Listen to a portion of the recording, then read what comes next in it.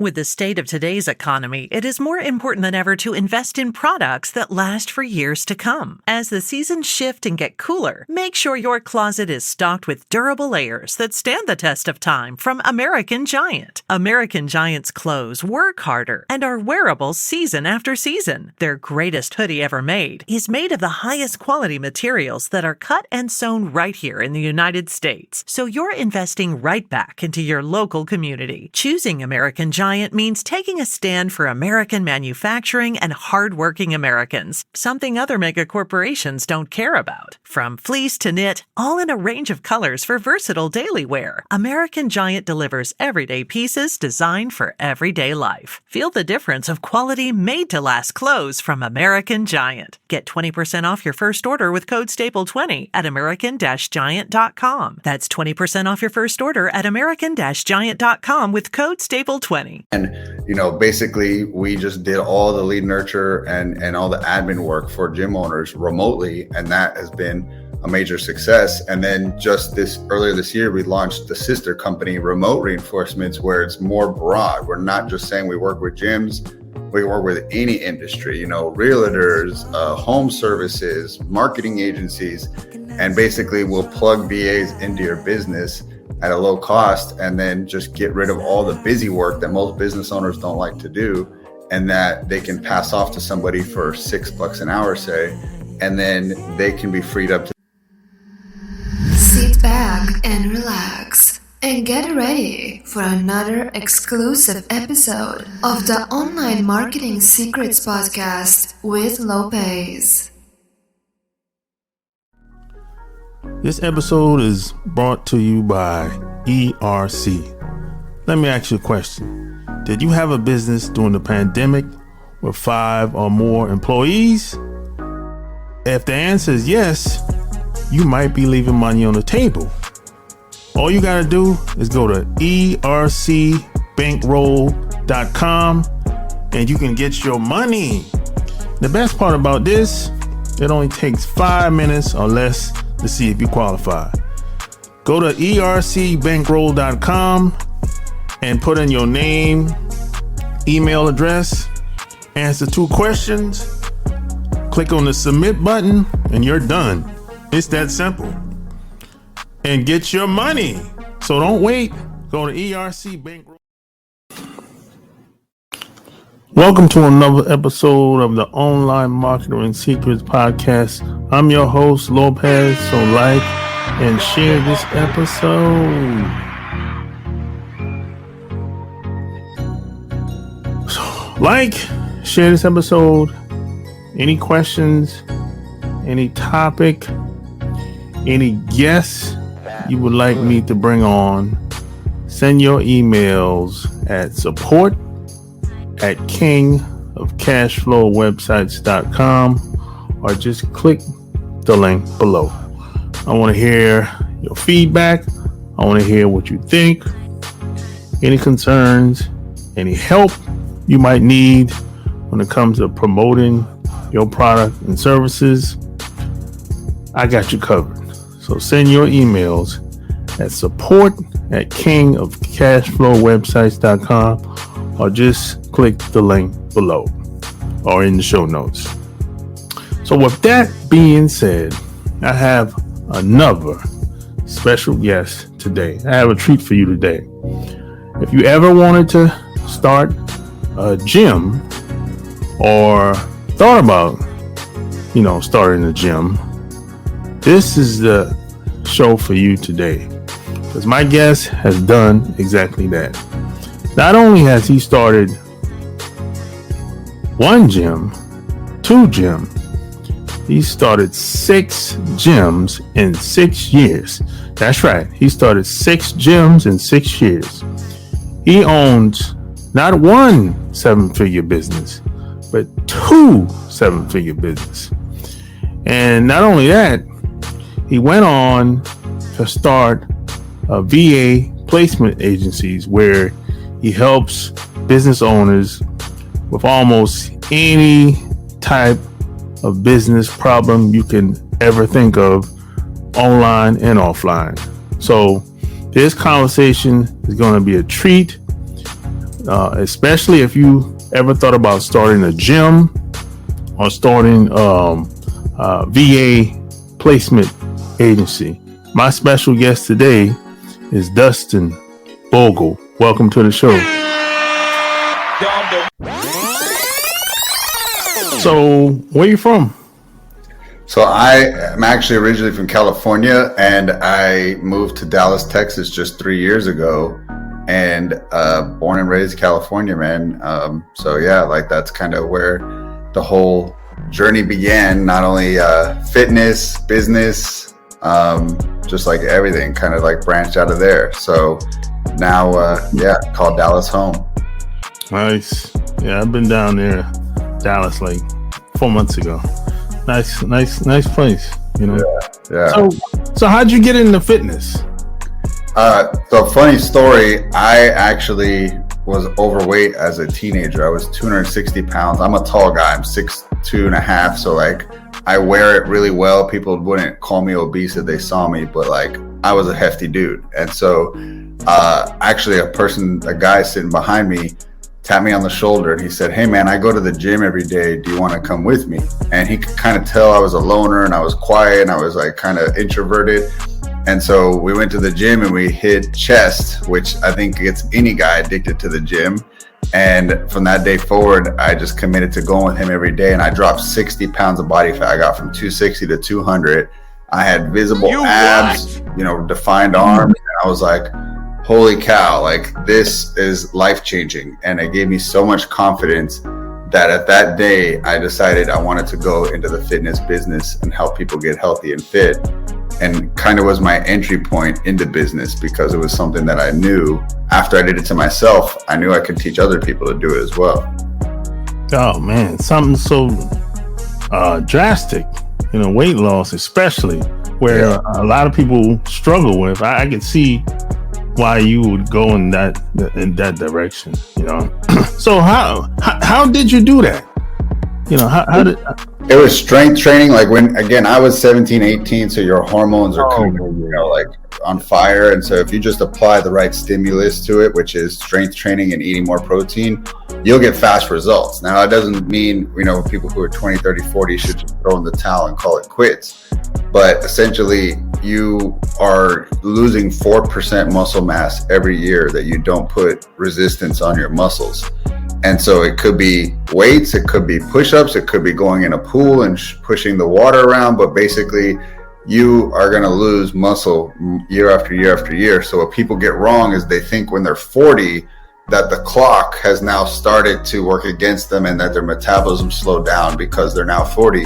When that's actually a misconception. It's because it's a compounding effect of muscle loss over the years. If you lose 4% a year and you don't work out from 20 to 40, how much muscle have you lost over 2 decades? That's why people see their metabolism slow down when they get older. So that's what I did, was resistance training and high protein diet. And that's basically what I taught my clients. And then I went on to open 6 gyms over 6 years in Southern California. And the reason we got people crazy results was because we put them through that same protocol, like get resistance on your muscles, eat lots of protein, the fat is going to melt off. Nice. So wait a minute. So what made you want to open a gym? Because that's very competitive. Yeah. Oh, dude. And California, I would argue, is the most competitive place in the world to open a gym. So my ramp up was first, because I had no money, I went to people's homes. And so I would go into their home and bring dumbbells and I would train them in their living room, their garage, whatever. And I quickly realized this sucks. Like, I'm driving all around town. I'm not making a lot of money. I thought the convenience would help me fill up my calendar, but it's like they were all scattered and I didn't have a full work shift like normal people do. Then I went and I said, well, I'm going to charge less if they come to me. So I started doing small group sessions in my 3-car garage. I converted into like a badass gym. I got all kinds of cool equipment. And so now we're training in my garage in groups of 4 or 6. And now I'm making more money, but the weather is working against me. When it's hot, my garage is cooking. And when it's cold, we can see our breath while we're working out. And so people are like, man, I wish you could get your own spot and we can get out of the element. So I started looking around town and I found this space for lease that wasn't too much. It was like 1,200 square feet. And I was like, okay, I can bite off that, rent. Let's do it. And so I went and opened a gym. And, to be honest, I was in a low income area. Like the annual household income was $40K a year. It wasn't like a wealthy place. And so I did group training at a pretty low price. It was $120 a month, and you could get unlimited boot camp sessions with me. And I was running 7 to 8 sessions a day. So you just anytime you want. But I'm grinding myself physically, doing these things back to back, session after session after session. And so eventually got out of that, hired my first coach to own one block. They did the mornings and I did the evenings, so I can sell and I can market. And I had to start learning those skills. And then I eventually hired another coach to run the evening block. And then I was freed up and I could do nothing but marketing and sales. And that's where we really started skyrocketing. And I was able to go on and open more. And I developed a big grand opening strategy where every gym I opened, I had 200 to 300 members from day one. So we were cash flow positive from day one. And it was all because, again, what I learned from marketing. Yeah, man. Because, there's gyms everywhere. You got the LA Fitness, the regulars. And then you got the local Planet Fitness, like 24 hours. There's a million of them. Yeah, I mean, I be trying to, sometimes I wonder how do they stay open? Because, most of them are about the same. The bigger ones, they have the pools and the hot tubs and the extracurricular activities or whatever. But most gyms that I see are the same. So I'm like, how do they even stay open? How do they, and most people are, they're doing the same thing. Yeah, it's a tough business, man. I won't lie. And to be honest, there's probably a lot of gym owners out there that you drive by that gym and I can almost guarantee they're struggling. Like they don't make a lot of money, and it was a hard business that, I had to learn. But the gift that you get from anything you do hard is that you it's kind of this boot camp for you to learn the skills you need to be excellent. And so when I took what I learned in fitness and I applied it to a non-fitness industry, it was like lights out. I was like, oh my God, this industry is so easy. Like I'm crushing it. And it was because I was like built into such a difficult industry that when you go to I want to say anything is like easy, but like there's not so many moving parts. It's not such a difficult sell, because when you are selling people fitness, you are selling them something they don't really want to do. People don't really want to get sweaty. They don't want to be sore. They don't want to give up their sugary food.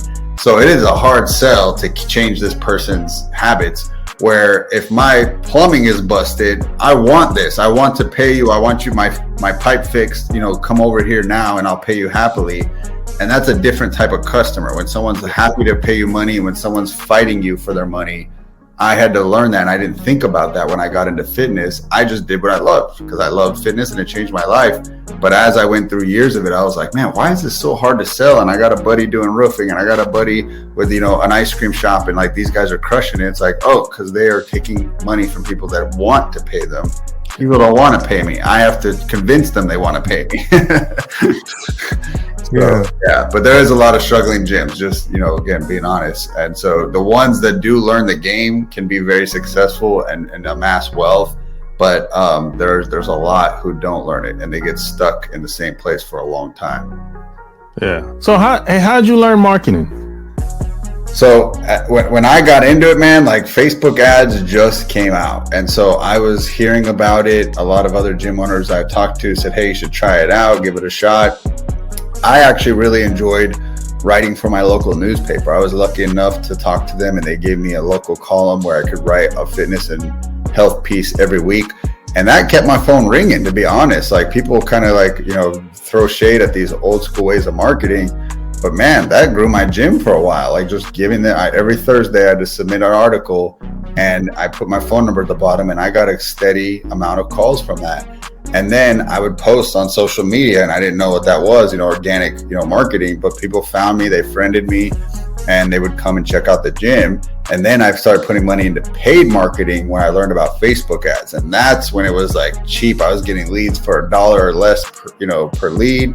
And people were buying on the page. They didn't need any lead nurture. Just give them a link and they would self-check out and then show up the next day. And it was like, oh my God, this is the easiest thing ever. And that's why I went on to open 6 gyms in 6 years, because I got in those early stages.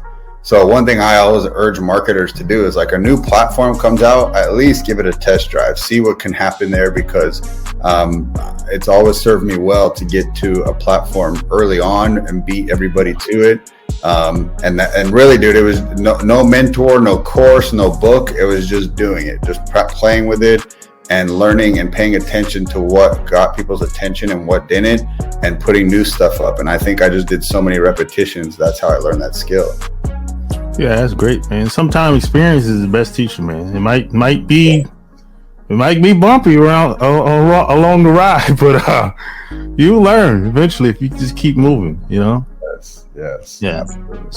So opening a gym was your first business? You never tried anything else, online or offline? No, that was my first business. And then, I sold a few of them before COVID, not knowing that was coming and what a huge blow that would make to the industry. But it was around that time I was starting to get the itch to try online business, because the hindrance of a brick and mortar is you can only market it into this small little bubble, like this little 5-mile bubble around your gym. People aren't going to drive farther than that for the gym. So I was like, man, if I learned all this stuff around selling locally, imagine my marketing superpowers to a nationwide audience, what I could sell around the world. Like, oh my God. So that just got me more and more excited. And one of the things I did in my gym that was kind of a trailblazer, and I don't say that lightly, because I don't like it when people kind of say I was the first one to do this, but I honestly don't know someone else is doing this. I had VAs in my gym in 2016 doing my lead nurture, doing my admin, and basically put them into my business pretty quick, when a lot of times people were skeptical, didn't trust someone doing, lead nurture or admin that they didn't see in their gym. Like, gym owners like to see their team physically. And I guess I was just like a little bit more forward thinking. I was ready to have remote team members. So I was doing that since 2016. And then when COVID hit, I'm just rocking and rolling with VAs. And then I was telling all these owners for years, you should do it. You save money on labor. When you're needing people to work late at night, it's just early morning for them. So it's a very easy trade.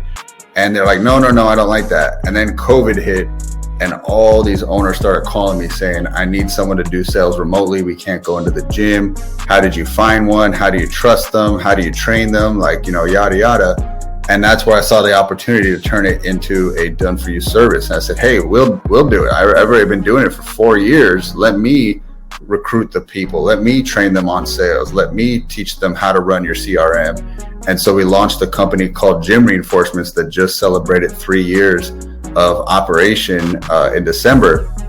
And, basically we just did all the lead nurture and all the admin work for gym owners remotely. And that has been a major success. And then just earlier this year, we launched the sister company, Remote Reinforcements, where it's more broad. We're not just saying we work with gyms. We work with any industry, realtors, home services, marketing agencies, and basically we'll plug VAs into your business at a low cost, and then just get rid of all the busy work that most business owners don't like to do, and that they can pass off to somebody for $6 an hour, say, and then they can be freed up to do the stuff they most love to do. So yeah, that's kind of that switch over from like, how do you go from 6 gyms and brick and mortar to having an online business? I think the great shakeup was definitely COVID. It was on my mind already, but like that really made me take action on it, was that I wanted to go online and not be held back by a government agency that can, shut down my brick and mortar business. Yeah, that's a very unique approach, because, I've been to a lot of gyms, and most of the time, if it's a small gym, you're going to see either the owner or a family member or somebody like that. You usually don't see nobody that they hired. So yeah, that's you. I think you were ahead of the curve, especially during the pandemic time, because, man, some of these gyms shut down, they never open back up. Oh shit! Yeah, actually, there's a pretty big company in the fitness industry called IHRSA, IHRSA, and IHRSA basically did a study, and they found that 30% of gyms across the country shut down or never reopened. That's huge. Like 1/3 of our industry just closed for good because of COVID. So again, Some people survived it, which is good because they got more market share. Like all the members at those gyms now need a new gym, and they went to the ones that are still standing. But sadly, I mean, the people that like lost their savings or that was their income, and like they all had to kind of reshuffle. They had to find a new place to kind of, evolve into and start their next chapter. Yeah. So what gave you the confidence to be like, hey, I'm going to help other people do the same thing that I did? Because it's one thing, it's one thing for you to do your own thing, have your own success, but it's another thing to show somebody else something. But some people are not that open to the ideas that you might have. Some people might say it's a little radical, it's too much, it's too bold. So how was that transition? Yeah, I think for me, I wanted my next challenge. I felt like I conquered the how to train a person to lose fat and all the fitness tips, and really got it down to just the simple things you need to do. You need resistance training, you need a high protein diet, and you need to get your sleep. That's it. If anybody wants to live for a long time and be healthy, fit, and lean, that's the three things. So there wasn't really anything challenging me in that sector of my life, and I was ready to go to my next chapter. And so I wanted to go from B to C to B to B, and I wanted to help other business owners. And you're right, I could have just stayed in my little zone and just did my own thing. But what I really wanted to do was when you feel really excited about something, you want to share it with the world, and that's how I felt with fitness. I was I want everybody to get fit. And then I got VAs, and I was I want everybody to have VAs because it's a game changer. And as a business owner, you only got a couple choices. It's I'm going to raise the top line and bring in more revenue, or I'm going to improve the bottom line and I'm going to just find ways to become more profitable. I'm going to cut expenses. I can, if I can hire cheaper labor, I can get it done quicker. I can consolidate. What can I do so that I don't have to always chase more and more revenue? How can I maneuver things with our expense sheet? And so that's what I got excited, because a lot of times people would throw shade and say, the low skill workers, if you're hiring overseas, they can't match US talent. But I also find a lot of times US talent is overpaid and lazy. And so they're getting $60K a year and then they don't want to do nothing. And it's they're I'm not going to work hard till you pay me $100K. It's all right, you're out, and it's it's one of those things that people got to change their mindset. They say, when I get paid, then I'll work hard. And it's no, you got to work hard and then you get paid. And one of the things I love about the Filipino culture is they are some of the hardest working people. Yeah. Our working hours that we want, that's the midnight. It's graveyard for them. Yeah. And they're up and they're doing it because they got families to feed, and they want to grind and they want that opportunity. So I see that in them, and it's really rewarding for me to give it to them. So that's something that, again, is the why behind it. Yeah. So you published a book. Yes. So how did that come about? Yeah, I mean, after collecting, again, I got certified as a trainer, man, in 2004. So now I'm coming up on 20 years in the industry. When you do something that long, you probably collected a lot of tips, strategies, and best practices. So I put it in my book, Reinforce Your Gym. It's on Amazon. And basically, I put together three main sections. It's marketing, which we're here talking about, and how to amplify your marketing. It's sales, how to get more sales. That's hiding in your gym and you don't even recognize it. And then it's leadership. How do you develop yourself and your team so that you can really step away from the day-to-day and have them be the main operators and you can truly be the owner? So those are the three sections in the book. And it was not easy. In addition to running businesses and then trying to find the time to write a book, it was definitely a grind. But it was worth it at the end to have it out. And then it hit bestseller on Amazon, which is really cool. And so, I also tell people, even if you're not a gym owner, that might sound like a very niche title, and it is, but you can still read it and ask yourself, how does this apply to my business? And there's definitely some takeaways in there for everybody. Yeah. So, I guess, in a perfect world, who's your ideal client? Is it startups, or is it gym owners that's struggling, or is it maybe it could be a gym owner that's doing well, they want to do better? So who's your ideal client?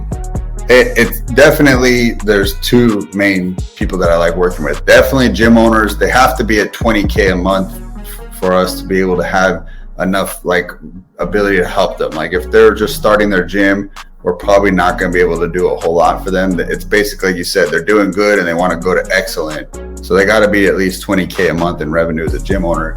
But in terms of plugging in, VAs to just non-fitness businesses, I think my favorite is just online companies. We tried a lot of other in-person types of businesses, chiropractors, home services like HVAC, plumbing, things like that. I don't know what it is, but I just keep running into this mindset that in-person businesses only want to hire in-person employees. Like they have a hard time having hybrid staff where some is in person and some is remote.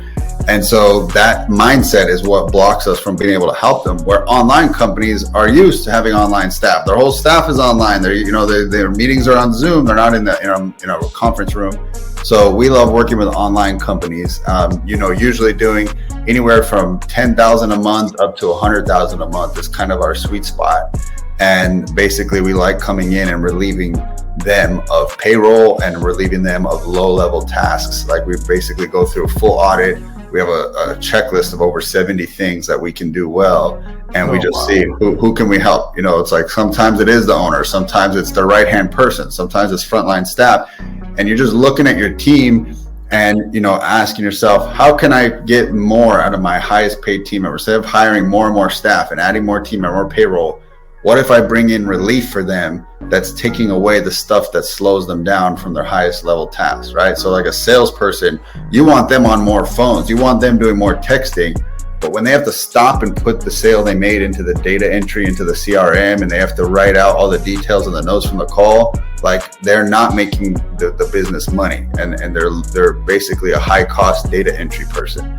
So you want them to have a right-hand person that takes what was done on that call and they go put it into the CRM and they save that salesperson a ton of money. So it's not always a CEO. We love giving them an executive assistant, but the rest of the staff can get an admin assistant and just free them up from just data entry, busy work, chasing down past dues, managing calendars, managing inbox, like all this stuff that someone has to do, but it probably shouldn't be the highest paid person on the team doing it. So that's who we like to help. That's great, man. Hey, I might need your services one day. Let's chat, man. I never know what I'm going to get into, in the future. I just never know, man. Yeah. But I'm glad you broke that down, because a lot of people, when people say they need a VA, it's usually something kind of broad, like do some paperwork or try to get leads online, or just make follow-up phone calls. Mm-hmm. It's usually something kind of simple, but you said you have 100 checklists, so that's pretty thorough. I like that. Yes, everything from like travel arrangements to finance, which could be sending invoices to past due people, putting data in for the salespeople, managing your calendar. Again, like, do you have to put in that meeting and add it to your calendar? Nope, somebody else can do it. And basically we even teach the team how to work with them, because that's like a new thing. Like, I never had an assistant. How do I work with this person? The easiest is literally just like voice shots all day. Hey, could you set up a meeting with so-and-so on Thursday at 2? Like, done. Like now that's going to get done. Hey, could you send an invoice to this person for $500? Like, done. And so there's like, imagine if you could just voice shot everything going on in your head, like how much more you could get done. We say it's like literally attaching the Iron Man suit to the CEO. Like it's a amplified version of you. You have your assistant that's going to crush it for you. And, basically like take you and multiply you, which is what every business owner wants. They want multiple versions of themselves. So, yeah. Gotcha. So if people wanted to work with you and reach out, where would they go to? Yeah, I'd say the number one place would be remotereinforcements.com if you want a VA, and then message me on Instagram, at Dustin Bogle. And, I answer all my own DMs, so you're not getting a VA, because that's not what the people think was. Is it your VA answering it? No. Like, that's the one that I check. So message me on Instagram, and then remotereinforcements.com. There you have it. All links will be found in the show notes. Like, share this episode. Tell me what you think below. Until next time, we're out. Peace.